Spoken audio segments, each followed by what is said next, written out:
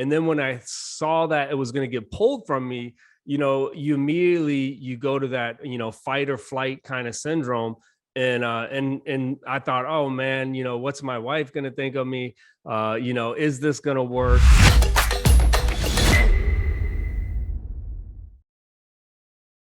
Hey guys, welcome back to the Amazing Freedom Podcast. So glad to have you with us. This is Nate Slammons, joined by Andy Slammons, and we at Amazing Freedom own a portfolio of brands that does close to $15 million a year. And on this show, we want to share with you how we've been able to build these brands on Amazon and Shopify and e-commerce in general, and what we're doing every week to keep going towards our goals of becoming the best Amazon sellers that we can be and helping others to create the most $1 million Amazon sellers that we can help. So Andy, thanks for joining me. How are you doing today? What's been new with you? Not a lot. Yeah. Excited to be here. Always excited to be able to share and connect with our listeners. Thrilled again to be back in the saddle, sharing our journey in e-commerce and selling on Amazon. Andy, how many containers have you unloaded in the past month? That's a question we want to know sometimes. It's been lighter actually, right? So we've given you a break. It hasn't been too bad. Yeah, it hasn't been too bad lately. I believe August was our busiest month. I think we did 15 or 16 containers. So that was a hot month. You say hot. Break down for us. What's the warehouse like in August inside the warehouse? Yeah, so there's no HVAC in the warehouse where we unload. And so we're in central Pennsylvania and it's very humid. And when you get midway into that container, it feels like you are in a Chinese sauna. So I know that you've had that experience when you traveled to China, going to the sauna there. That's what it feels like when you're in the middle of the container in Pennsylvania in August. I can't remember if I've shared that. I feel like I did at one point a couple of years ago. Yeah, Chinese sauna experience. I don't know if I can share on. No, I'm just kidding. But it definitely is interesting. All right, so today, Andy, we are talking about a super exciting topic. I've been looking forward to sharing this with the Amazing Freedom audience. We're talking about how you sold the very first brand that you actually ever traded on Amazon, which is probably the crazy part, is the fact that the first brand that you created, the first real brand that you made, you were able to sell it, right? Like years later. So I'm excited to unpack this and look at your very first brand. So first of all, when did you actually sell your brand? When was it that you closed on this deal? Yeah, so it was early 2021. So I believe January 2021 is when we finally signed the papers. And when, if you can try to remember back dates here, when did you roughly start this brand?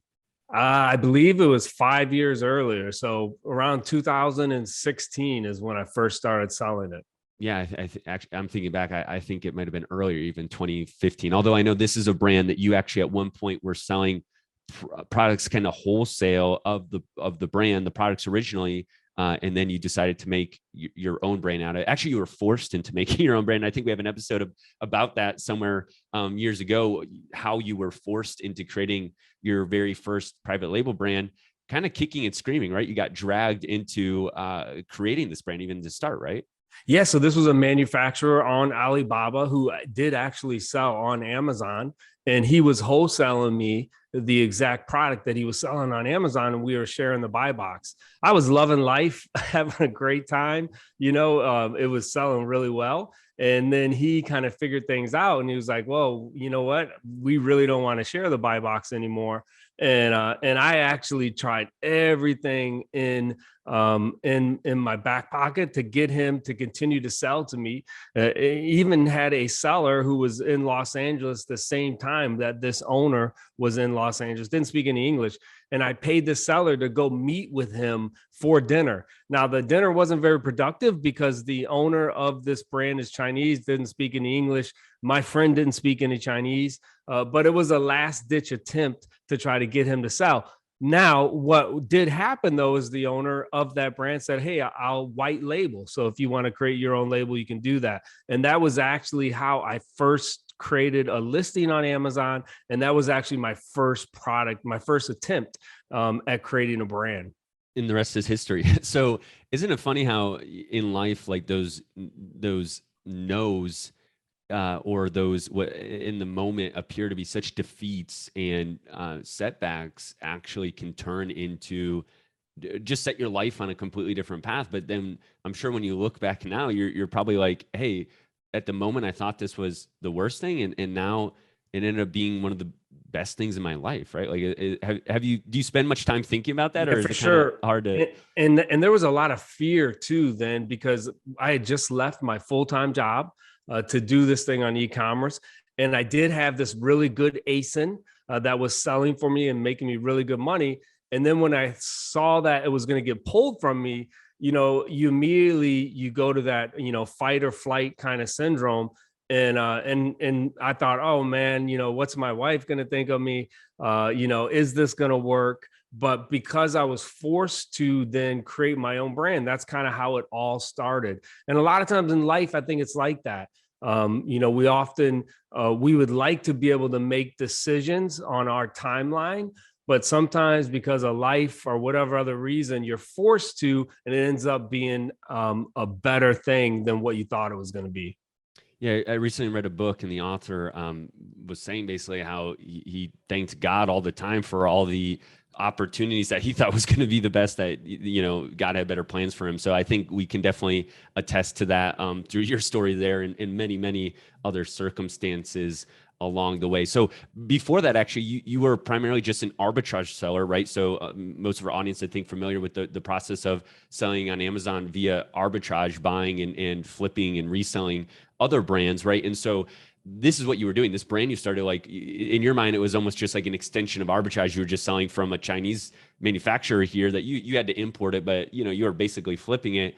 But this was your introduction into building your own brand. And so, like you said, it was just scary for you, right? New and scary.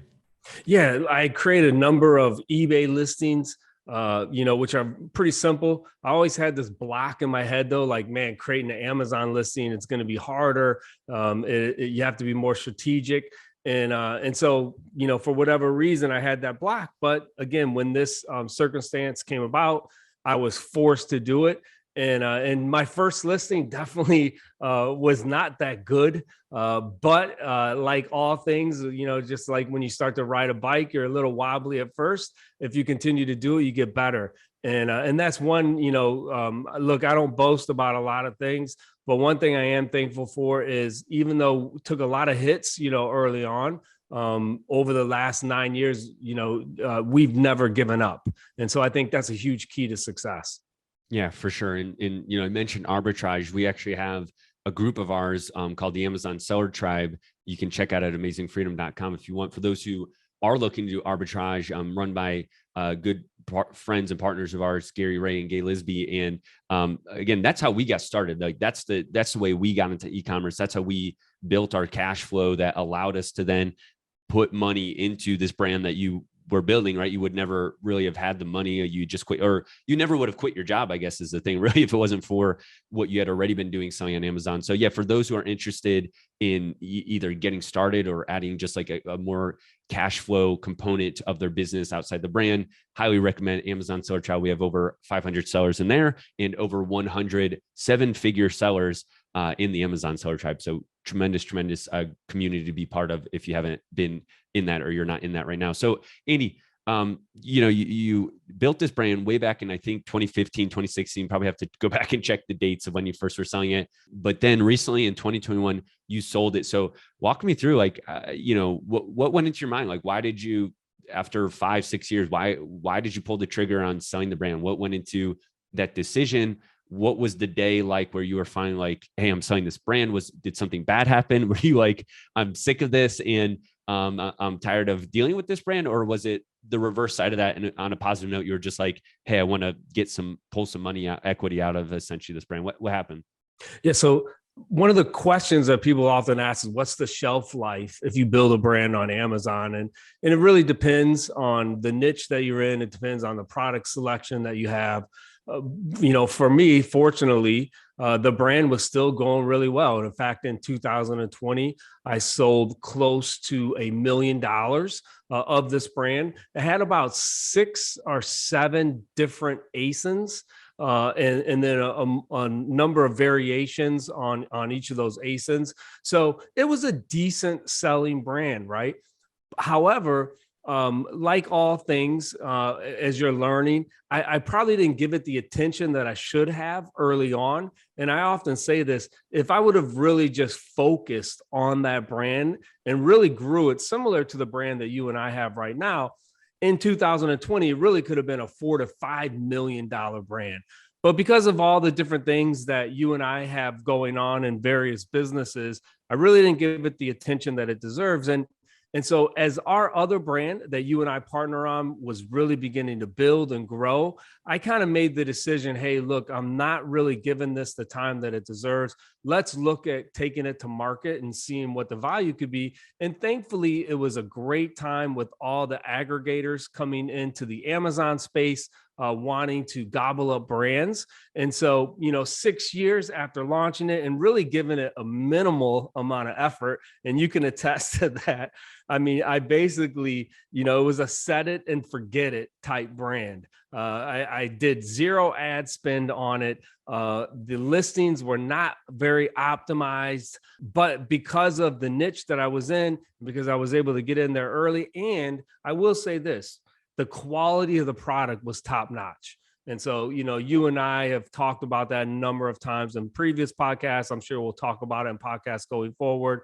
A few things that I really did well on it is when I sourced the product, I made sure that the quality was better than whatever was out there on Amazon. And that showed up in the reviews. And because of those reasons, because the reviews are great, were good, really good, I was able to get a really good price for it. And so the timing was right for me to sell and then to be able to focus on the brand that we're building. Okay. So it was definitely more, it was less of a, you're done and you went out, because for the most part it was set it and forget it. And I can attest that you didn't spend a whole lot of hours per week managing, or really also on the flip side of that, you weren't really looking for the growth opportunities. Like you said, right. You were kind of just leaving it. It was more about the money that you could get out of it. So emotionally you were like ready to cash out, but this was your very first brand. So there probably was some emotional tie. And I think you mentioned even like your original Amazon account, right? You had to give up. So what was that like? Well, first of all, so you sold early 2021. Around what month would you say you were like, for sure, like, yeah, I'm going to put this on the market? Do you remember? Yeah, I mean, I think it was probably around October of 2020 when I first started putting feelers out there to different people that I knew in the Amazon aggregator space, if they were interested in it. And so, the total process was probably about 2 to 3 months from when I first started putting feelers out to when I signed the dotted line.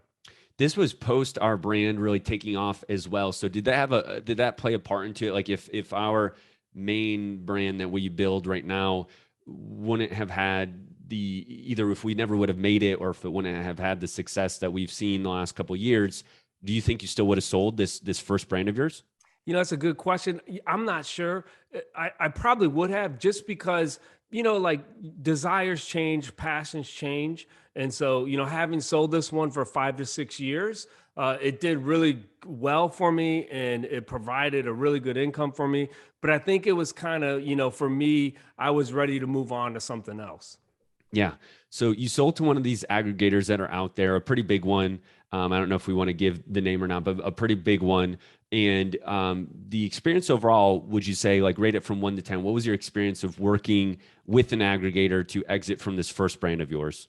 Yeah, so this one, it was really good. I unfortunately didn't have like forensic accounting with this brand. Again, it goes to, I was really given a minimal amount of time and effort. And so I really wanted to go with an aggregator that could build out my P&L sheet for me, someone that I trusted. And so they were able to do that. So it was a really smooth process for this brand. They were able to go into my Amazon account, right? I gave them user access, and they were basically able to build out that P&L sheet, see what the profit was, and then make me an offer based on that. Yeah, and we've had other experiences with some other aggregators in the market, and they're not always that positive, right? So you had a positive experience here. I think we've had some other experiences personally that aren't that great at times, but it's just really depend. There's so many factors that go into selling that the market's definitely unique with all these aggregators competing with each other, but every aggregator is unique, every brand's unique, and the amount of work and size, attention goes to it is going to be different. And I think we'll talk more about that in a future episode, like all the lessons we've learned over the past couple of years when it comes to like when you sold this brand, like what would you have done differently? But I will ask that now, like a couple of things. If you were to go back now, let's say a year ago now, when you were preparing to sell this brand and even getting out there, is there anything that you would do differently now, thinking back, even with that specific brand? Now that you look back, is there something you would have done differently? Looking back now, I probably would have asked for a little bit of a higher multiple. Again, going in was not extremely knowledgeable on, what the typical multiples were for brands that were selling back then, or, for brands that are selling now. But now having had a year and a half of experience, and kind of understanding what the market is, I may have pushed for a bit of a higher multiple with this brand, or I may have shopped it around a little bit more. So, one of the things that I did again, but it's just kind of personal preference. I really trusted this brand. I know them personally. And so, I really did kind of a handshake deal initially, let them work out the process. But now looking back, I probably would have shopped it around a little more just to see if I could have got a higher multiple. Yeah, and I think just lessons learned again, as far as we were so involved with our larger brand day to day, it's just hard to put the attention then needed into successfully planning for an exit, and even things like you said, like having the right counting systems in place. Like you could have found a third party, online accounting person to have helped you up until that point. That probably would have made you have a better idea of like where you were at and how much money you could have got for it. That maybe would have helped you with that decision. And I think it's one of those things where you're so busy with other stuff going on that it's like, just want a minimal, headache and work with this and kind of pushing it out there, because like you said, shopping it around and all that does take more time. Like you have to meet with all these potential buyers, and you have to negotiate, and you have to set up meetings. I mean, if you shop around to 20, 30 different people, like that's a lot of time that you're dedicating to it. Right. And the payoff obviously can be there. So I totally agree. If you were to do this again, knowing what I know now, I would probably recommend that to you too. Anybody who's listening, thinking about selling your brand, definitely look at comparing. There's so many aggregators out there at the moment that, they're in some ways fighting over each other, although, the environment can change quickly as well. So it's hard to say how long that would last, or work with a really good broker that knows the right connections and can help shop you around to the right buyers who aren't going to waste your time is kind of a key there too, as well. All right. So when it came close to selling your brand, Andy, what were you like? Walk me through that week before you actually signed. Did you have any regrets? Were any regrets, or was it just all excitement that you were going to finally kind of seize some cash? And tell me, like up until that point, how much money had you actually taken out of that brand that you had built for over 5 years? Yeah. Again, it was selling close to $1 million a year. And so, really good cash flow. I had the supply chain down. I visited the factory where the products were manufactured in China. So again, I was confident about the quality. So did you, sorry to interrupt, but the cash flow was good and you built it for a while. So did you have to reinvest all the cash flow, or were you pulling some of that out like in a salary form type? Yeah, no, definitely pulling some out in a salary, but also, and we know this, and we'll probably get into it in future podcasts. When you have an inventory based business, you're always reinvesting part of your profits back into inventory. So, try to take the profit first mentality where you do, pull out at least 10%, and then reinvest as much as you can back into inventory. And I did launch a few newer SKUs in the last year prior to selling it. With that specific brand, you were launching, yes. You're still launching some SKUs, right? So you pulled out some money, but for most brand builders, the amount of money you're able to take out of the business, just because of what you just said, is typically minimal compared to what you can get with the exit, right? Like that's the first time that you're really seeing kind of your reward of the effort that you've been putting in the equity, right? That equity's been building over time. And so you saw that. So you decided to sell late 2020, and then you actually closed 2021. When you got ready to sign and actually transfer things over, what was that like? Was that scary at all, or was it pretty easy? Yeah, so whenever you move a Amazon account, it definitely there are steps that you need to follow, and maybe we can do a podcast about that. You don't want to alert Amazon's bots, when you're changing bank accounts or when you're changing the entity, and so there are steps and procedures that you want to take to try to prevent that. Definitely emotional, like you said, because that was the account that got me started. And so when I sold the brand, you have to sell the account too. It's an asset purchase. Didn't sell my LLC with it, but you do have to sell your Amazon account. And that was the account that really started the amazing freedom that I experienced leaving a corporate job where I'd worked at, for 15 straight years. So that was probably the toughest part because I definitely had an emotional attachment to that account. So you were trading the Amazing Freedom brand for the Amazing Freedom dollars essentially at that point that gave you, and thankfully we've built other things along the way, these other brands we have. So it's not like you are leaving it all on the table and walking away completely, so that we can still get from you your journey and what you're still learning on Amazon and e-commerce. You're not totally hanging up the towel and walking away, but you were able to realize some kind of dreams of yours and your wife Deanna when you sold this brand, right? So you mentioned that earlier. Walk me through it. Like, so you sold the brand. Obviously, it wasn't like it was a 6-figure exit, so it wasn't like a 7-figure exit where you were like totally ready to walk away from anything by any means. But it was a pretty good amount of money, and you guys went out and you made a investment into a dream of yours. Basically, walk us through that and what that kind of meant to you and your family. Yeah, so my wife actually grew up in the projects, so grew up extremely poor. And one of her dreams was always to have a large house, right? And up to that point, we lived really within our means.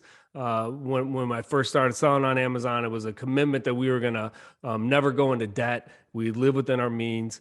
And then when we sold the brand, we had the ability to purchase a really nice house, and it's really a dream home for my wife.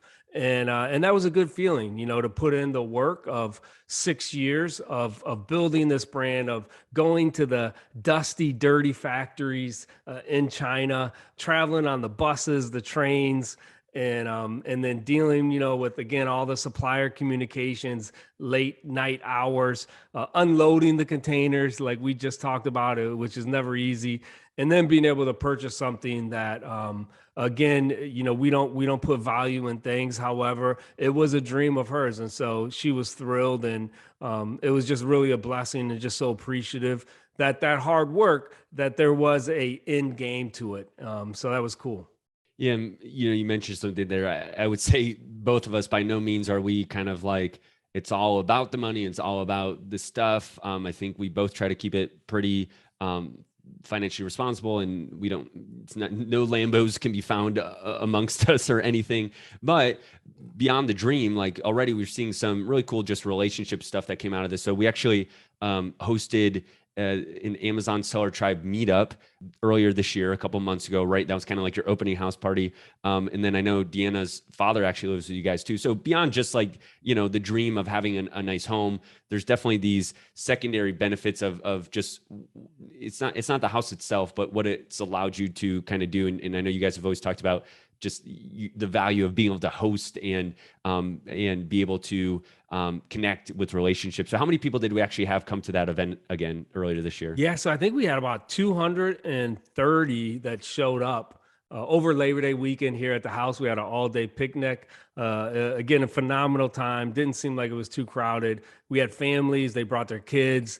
They were able to play ping pong, pool. We had a number of yard games. And then just being able to connect with that many amazing Amazon sellers was a great experience. Yeah. So a lot of benefits selling on Amazon, building a brand, exiting a brand. There's, it's definitely a path, a journey. that's not easy, but can be really rewarding, and happy for you and glad to hear that you were able to successfully exit this brand. I think in future episodes, we'll talk more, even closer details on some of the lessons learned and things that we would do differently or that we would prepare for if you were to sell your next brand, and hopefully help our listeners out.